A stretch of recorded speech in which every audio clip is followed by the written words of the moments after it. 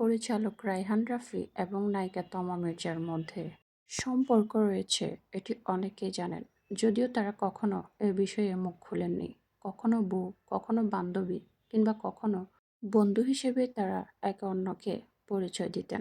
কিন্তু কোন সম্পর্কে তাদের ফাটল ধরেছে সে বিষয়ে জানা না গেলেও রায়হান রাফি এবং তমা মির্জার মধ্যে আর কোনো সম্পর্ক নেই। তবে কি তমা মির্জা আর রায়হান রাফির মধ্যে কোনো একটি সম্পর্ক ছিল যা তারা কখনো প্রকাশ করেননি? উল্লেখ্য, তমা মির্জা আগে থেকে বিবাহিত ছিলেন।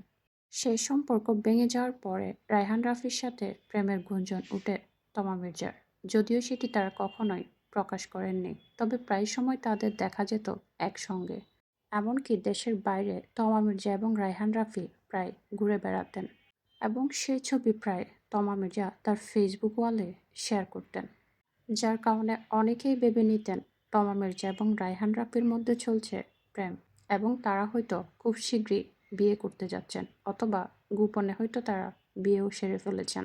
কিন্তু সম্প্রতি গুঞ্জন উঠেছে তাদের মধ্যে আর কোনো সম্পর্ক নেই এবং তাদের দুজনকে একসাথে এখন আর দেখা যায় না। তবে কি সত্যি সত্যি তমা মির্জা এবং রায়হান রাফির মধ্যে আর কোনো সম্পর্ক নেই?